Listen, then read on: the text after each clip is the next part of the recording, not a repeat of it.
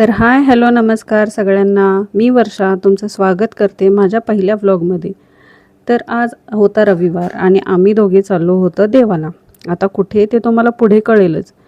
खूप ऊन होतं. घरातून लवकर निघायचं ठरवलं पण उशीर झालाच.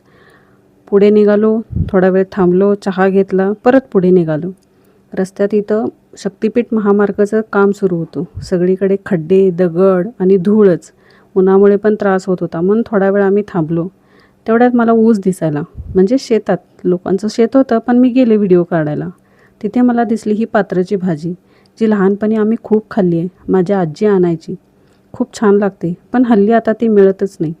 मग मी रस्त्याने शोधत होते करवंदाची झाडं, की आता उन्हाळा आहे म्हटलं कुठेतरी दिसतील. पण कुठंच करवंड दिसली नाहीत. दिसली या मोठ्या मोठ्या पवनचक्क्या. खूप भूक लागली होती म्हणून आम्ही केळी घ्यायला थांबली, पण या काकाने ना 70 रुपये डझन सांगितली.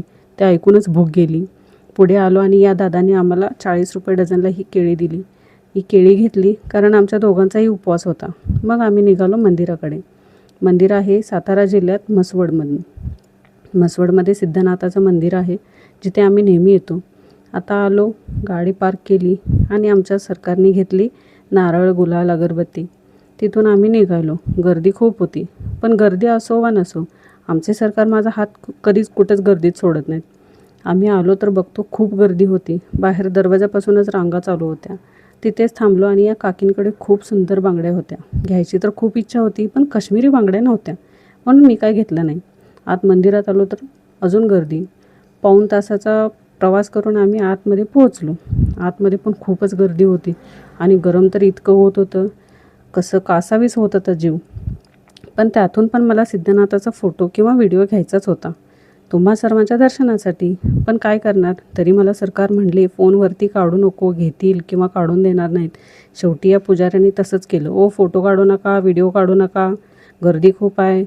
मग काय आता मी म्हटलं मनातच, बाबा व्हिडिओ काढायला फोटो काढायला उद्या येऊ का? जाऊ दे म्हटलं, आपण देवाला आलो, भांडणं करायला नाही. शेवटी तिथून दर्शन घेऊन आम्ही बाहेर आलो. आता दर्शन घेऊन आम्ही इथून बाहेर पडलो. गर्दी खूप होती, बसायलाही जागा नव्हती. म्हणून आम्ही शेजारी तिथं प्रदक्षिणा घालताना भोजलिंगचं मंदिर आहे. आता खरं मोठं भोजलिंगचं मंदिर तर पुढे डोंगरावर आहे, पण ते इथून खूप लांब आहे आणि ऊन पण खूप होतं म्हणून आम्ही तिथं जाणं टाळलं आणि या मंदिरात दर्शन घेतलं. या आजी नेहमी दिसतात आम्हाला इथं आल्यानंतर. खूप छान बोलतात, हसून. देवाचं दर्शन घेतलं, होईल ती मदत आम्ही त्या आजींना केली आणि इथून निघालो. हे आजोबा पण इथं कायम बसलेले असतात. नेहमी यांना काहीतरी खायला देतोच, पण आज केळी घेतली आणि ती बॅगेतच राहिली बाहेर. म्हणून तसंच आम्ही पुढे आलो, प्रदक्षिणा घातली. पाय पण खूप पळत होते. पुढे येऊन आम्ही मंदिरात थोडा वेळ म्हटलं बसावं. थोडा वेळ बसलो, छान गप्पा मारल्या. आता म्हटलं इथून जायचं तर आमच्या सरकारनं ना इथला दोरा घ्यायचा होता. जेव्हा केव्हा येईल त्यावेळेला हे येतात, दोरा घेतातच. मग मी गेले आमचे शूज शोधायला. शूज घेतले, बघतो तर ऊन खूप होतं. आता इथनं जायचं तर कसं, पण शेवटी घरी तर जावंच लागतं ना. कुठेही गेलं तरी आपलं घर ते आपलं घर. शेवटी भूक लागली होती म्हणून थोडं अंतर काढून आम्ही पुढे आलो आणि एका झाडाखाली बसलो. सावलीला बसून केळी घेतली होती, ती खाल्ली.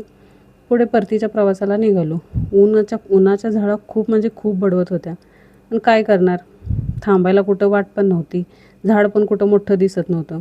तसंच आलो. यांना टोपी घाला म्हटलं तर नाही. तुम्ही बघू शकता यांचं डोकं कसलं तापलेलं होतं. शेवटी 3 तासाचा प्रवास करून आम्ही आमच्या घरी पोहोचलो. 12 वाजता निघालो होतो. घरी यायला आम्हाला 3 वाजले.